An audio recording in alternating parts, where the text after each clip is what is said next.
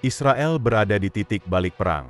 Sementara semua orang membicarakan kesepakatan untuk mengakhiri permusuhan dan memulangkan para sandera, IDF, Angkatan Pertahanan Israel, berencana untuk mengambil alih kendali penuh atas jalur Gaza. Rencana ini terus berlanjut, dan penduduk kota mulai mengungsi secara mandiri.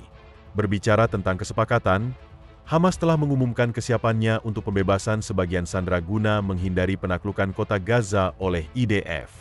Namun, indikasi awal menunjukkan bahwa Perdana Menteri Benyamin Netanyahu ingin terus mendorong kondisi yang lebih baik.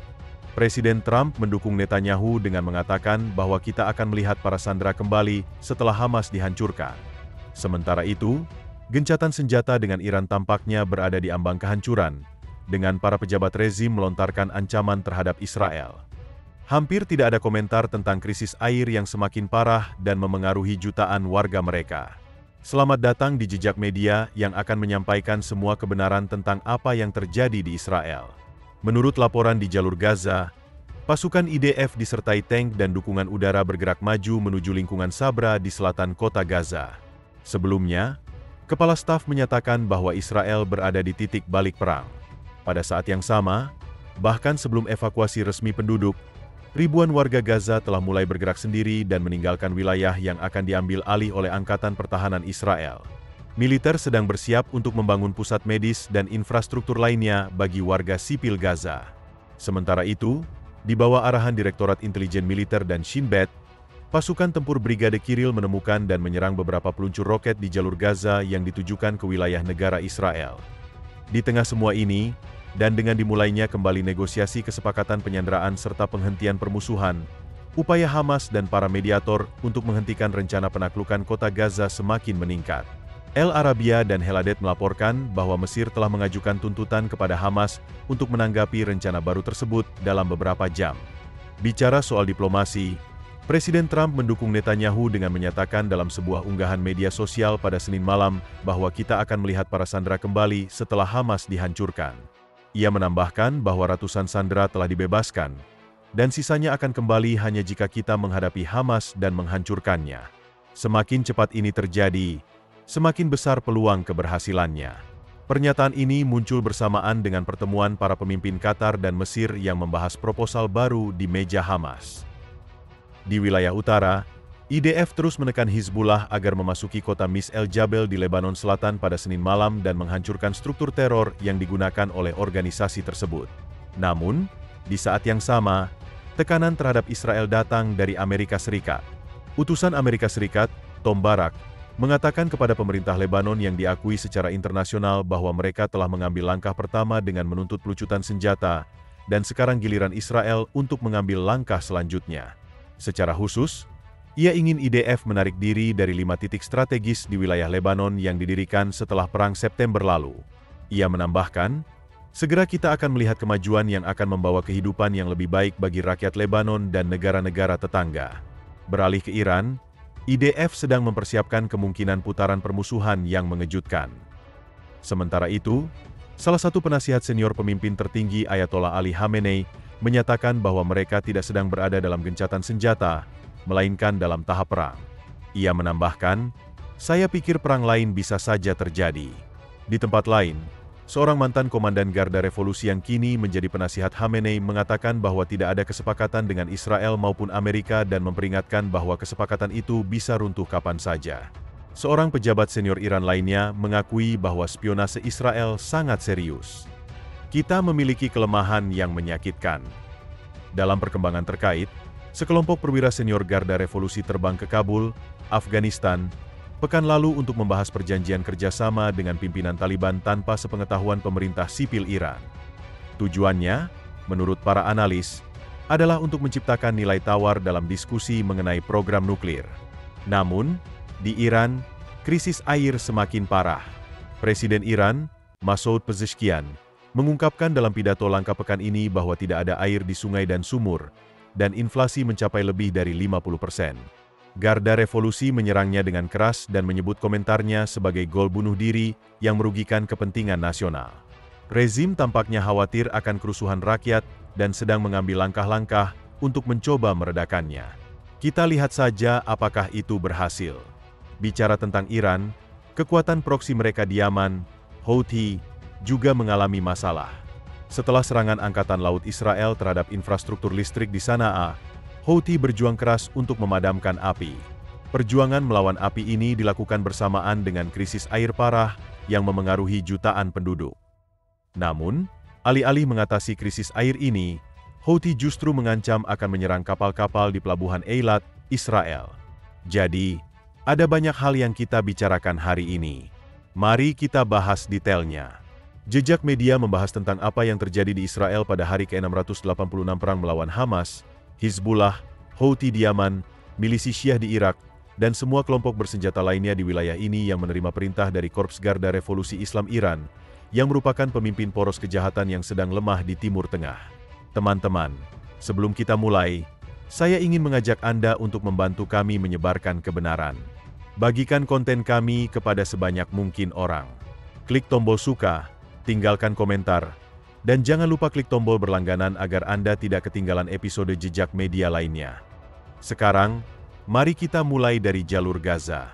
Selama 24 jam terakhir, di bawah arahan Aman dan Shin Bet, pasukan tim tempur Brigade Infanteri Kir telah menemukan dan menyerang beberapa peluncur roket yang ditujukan ke wilayah negara Israel. Sementara itu, pasukan Divisi 99 terus beroperasi di utara dan tengah Gaza untuk menghancurkan organisasi teror, infrastruktur militer di atas dan di bawah tanah, serta melenyapkan teroris. Selama 24 jam terakhir, Angkatan Udara Israel telah menyerang beberapa target militer untuk membantu aktivitas para pejuang di wilayah tersebut. Selain itu, pasukan Divisi Gaza terus beroperasi di wilayah selatan jalur Gaza untuk membasmi teroris dan menghancurkan infrastruktur militer sekaligus mengamankan wilayah tersebut. Di tengah pembicaraan tentang upaya memulai kembali gencatan senjata dalam kesepakatan penyanderaan, IDF terus bertempur di wilayah Zetun, kota Gaza. Pada malam hari, tank-tank Brigade Lapis Baja ke-7 memasuki wilayah tersebut. Laporan pada Kamis malam juga menyebutkan adanya pergerakan mendadak tank-tank ke wilayah Saba di selatan kota Gaza, serta pengepungan sekolah di wilayah tersebut dan klinik UNRWA, bersamaan dengan aktivitas udara IDF. Sementara itu, di Israel, mereka sedang menyelesaikan rencana operasi untuk merebut kota Gaza. Rencana tersebut akan disampaikan kepada Kabinet Israel pada akhir pekan ini. Diperkirakan, setelah rencana itu disetujui oleh eselon politik, IDF akan meningkatkan kecepatan persiapan. Sesuai dengan rencana tersebut, IDF akan mengerahkan ratusan ribu pasukan cadangan. IDF akan mengerahkan 6 divisi di Gaza, yang akan melakukan manuver ke kota Gaza, serta aktivitas di wilayah lain di jalur Gaza. Sesuai rencana militer, IDF akan memulai operasi dengan mengepung kota dan baru kemudian melancarkan serangan artileri, angkatan udara, dan angkatan laut, yang dilanjutkan dengan manuver darat. Jadi, aktivitas Divisi 99 saat ini di wilayah Zetun merupakan bagian dari persiapan dan tindakan operasi seiring IDF memperkuat pijakan untuk memperketat cengkeraman di wilayah selatan jalur Gaza. Sementara itu, Menteri Pertahanan Israel, Israel Katz, mengatakan kepada staf komando senior IDF minggu ini bahwa saat ini, beban kota Gaza jauh lebih signifikan.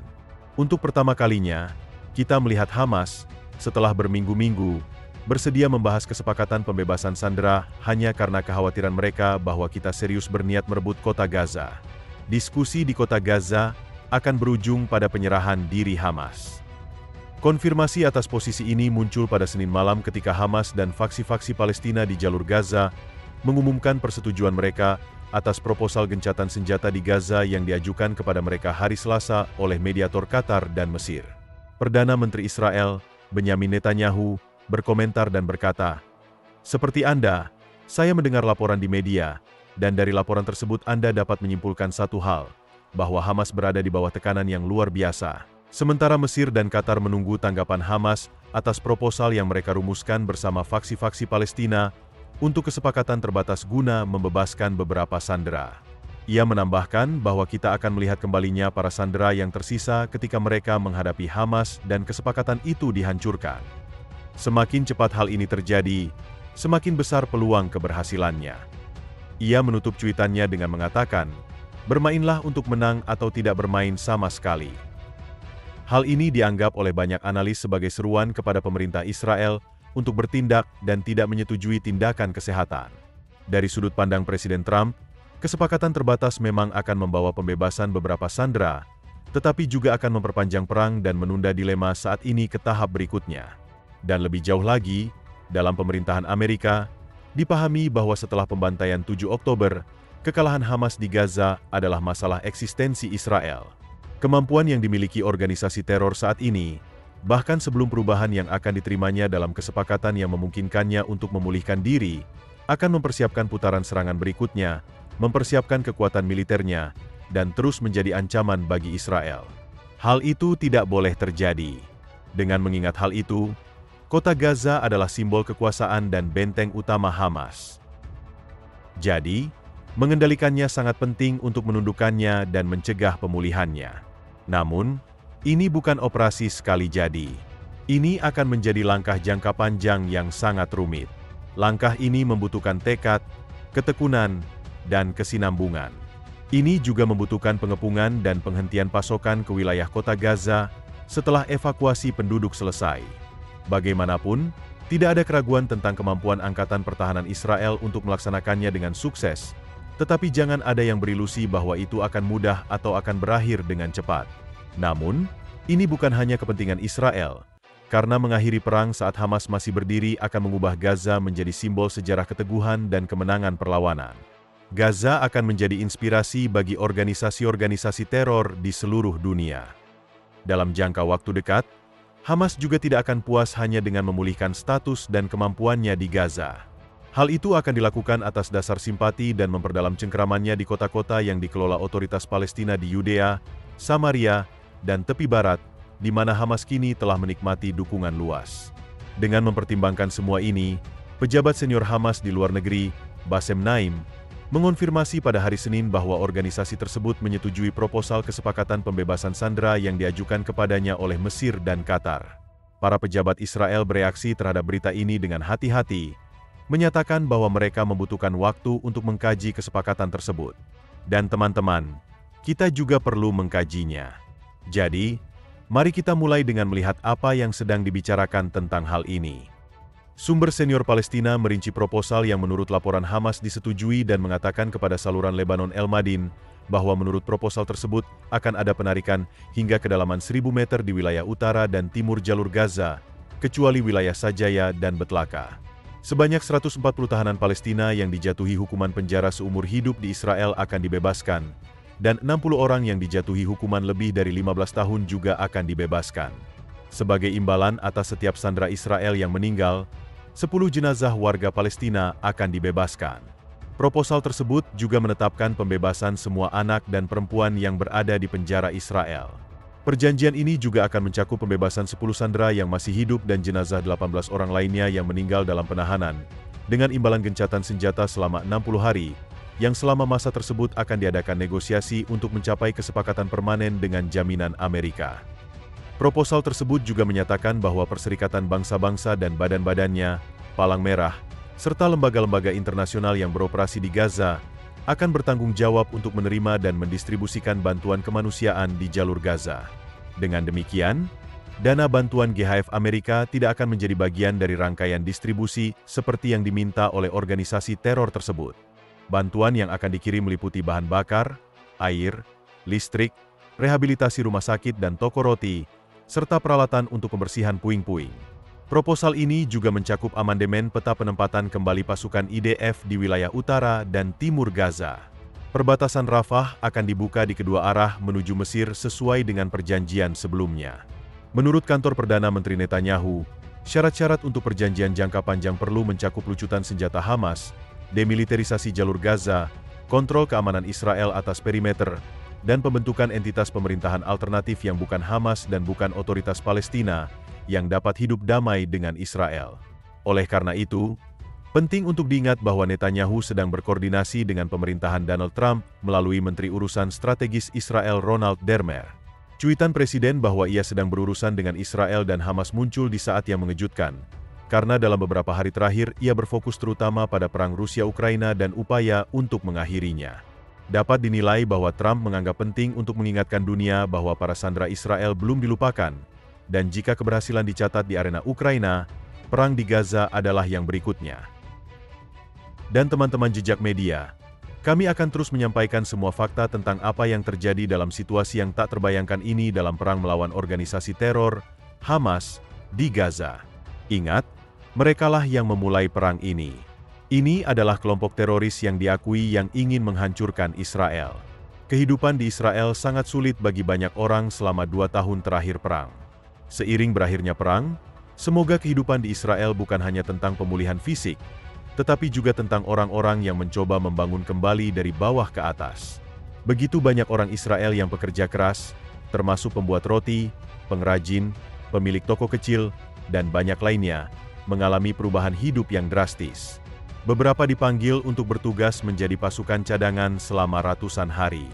Yang lain harus meninggalkan rumah mereka. Banyak yang kehilangan pendapatan berbulan-bulan hampir dalam semalam.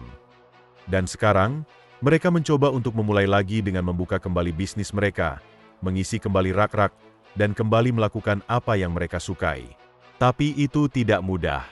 Sekarang, kembali ke berita. Sangat penting untuk diingat bahwa salah satu tantangan signifikan bagi IDF, yang dengan latar belakang kontak untuk kesepakatan sedang mempersiapkan untuk melaksanakan keputusan kabinet untuk merebut kota Gaza, adalah mengevakuasi penduduk sipil. Menurut perkiraan lembaga pertahanan, jumlah populasi ini sekitar 800.000 warga sipil. Dalam beberapa hari terakhir, ribuan warga Gaza telah meninggalkan rumah mereka dan mulai bergerak ke selatan atas inisiatif mereka sendiri. Sementara tentara memajukan berbagai rencana untuk memperbaiki kondisi kemanusiaan di Gaza, sebagai bagian dari upaya Israel untuk memperoleh legitimasi internasional bagi evakuasi penduduk, sebuah langkah yang dianggap sangat kontroversial di dunia. Eselon politik diinstruksikan untuk mempersiapkan zona kemanusiaan dan pusat medis di Gaza. Metode pelaksanaan rencana tersebut masih dalam tahap peninjauan. Tetapi perintah pembentukan telah dirumuskan dan disahkan setelah disetujui oleh eselon senior. Selain itu, penilaian situasi telah dilakukan dengan seluruh staf terkait untuk mengkaji kemampuan tentara dalam melaksanakan tugas beserta dampaknya di lapangan. Dalam berita terkait, juru bicara IDF mengumumkan bahwa dalam 24 jam terakhir, 180 paket bantuan kemanusiaan telah dijatuhkan melalui udara di jalur Gaza oleh 9 negara. Lebih lanjut, disebutkan bahwa sesuai dengan arahan eselon politik dan dalam kerangka kerjasama antara Israel dan negara-negara seperti Yordania, Uni Emirat Arab, Jerman, Belgia, Prancis, Italia, dan Belanda, termasuk Singapura dan Indonesia beberapa waktu lalu, IDF bersama Kogat melanjutkan serangkaian tindakan untuk meningkatkan respons kemanusiaan di jalur Gaza. Terima kasih telah menonton dan sampai jumpa.